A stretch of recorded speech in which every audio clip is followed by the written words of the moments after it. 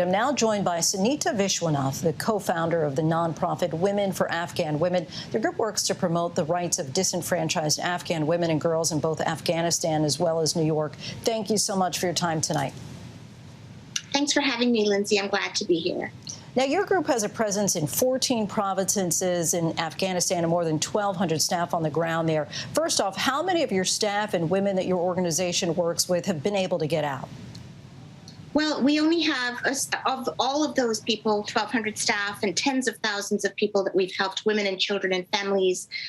We have a small group of 500, but even within that, we've prioritized who are at high risk, that we've been trying for 10 days now, since August 15th, to evacuate. And I'm really sorry to say we haven't even gotten out one.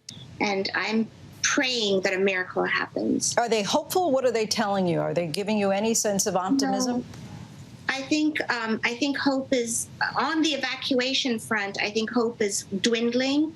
The situation at the airport is, very, very risky, and there's rioting happening there. There was a shooting there. There have been stampedes there. It's not the kind of place we can bring our vulnerable group. Some people are muscling through. We don't have that option. And so in terms of evacuations, I'm still hopeful. I'm always hopeful. The deadline is the 31st, and both President Biden and the Taliban have said that that's not moving. So we have a little time, and we will keep trying until that option is off the table. What are you hearing from the women that are on the ground there, especially outside of Kabul? Because we have far fewer reports basically on what's happening in the rest of Afghanistan right now. So my contact is only with our staff. And many of our staff are right now not reachable. They've kind of gone underground, and they're with their families or their communities. And I'm certainly not talking to them.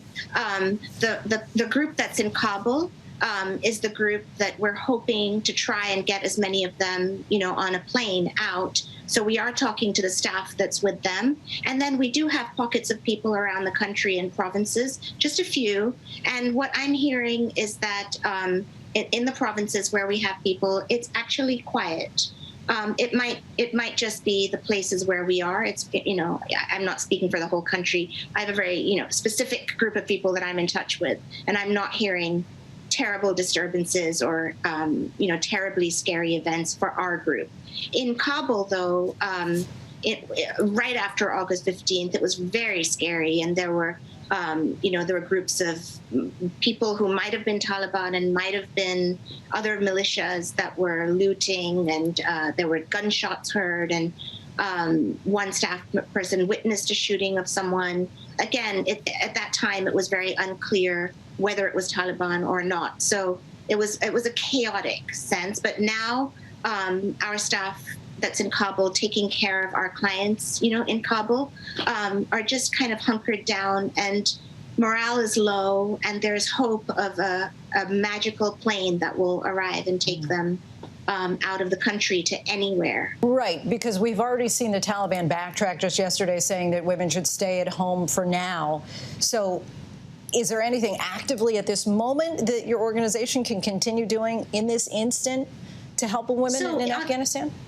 So right now, just for our organization, and I have to add that we are the largest women's organization in the country, our programs are on pause. And anywhere where we have clients with us, we have staff taking care of them. And that's what we're doing right now. Right now, it's about staying safe and lying low.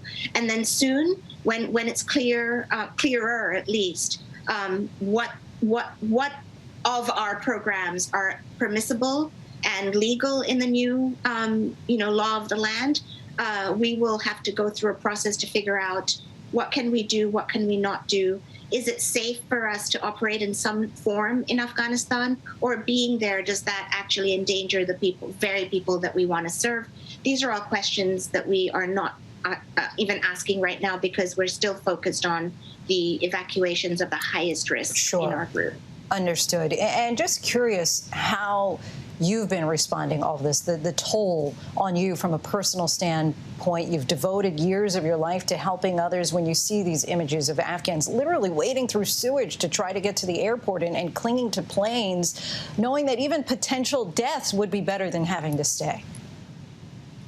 Yeah, it's a hard question. I'm a co-founder, so I've been here since day one doing this work. But the thing is, this organization, all of us who started this organization were absolutely committed to a grassroots method of doing the work. So the first thing we did, we were founded in New York City. We created our Queens Community Center, which is our first program, and it's still there. And it's doing such a heavy lift right now on refugee resettlement. So that program was our first program, and it was the leadership of that center, Afghan Women from Queens, who took this work to Afghanistan and grew it. And so as I think about the last 20 years and this moment, I just feel very proud that we have built an organization that is of the community, for the community, and everything we did was culturally competent, took place within an Islamic context and with deep respect for the Afghan culture and traditions. And lastly, what should Americans know are the most immediate needs that these refugees will require after entering a country that they've never been to before?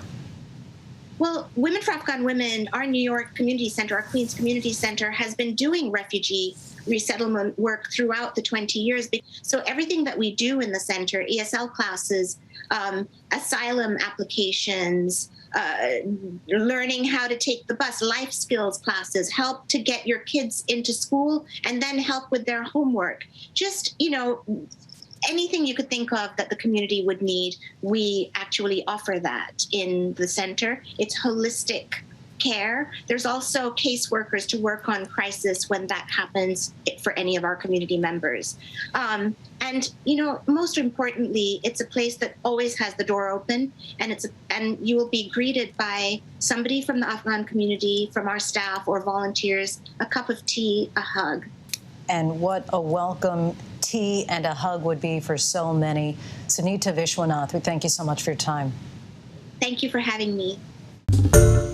Hi, everyone. George Stephanopoulos here. Thanks for checking out the ABC News YouTube channel. If you'd like to get more videos, show highlights, and watch live event coverage, click on the right over here to subscribe to our channel. And don't forget to download the ABC News app for breaking news alerts. Thanks for watching.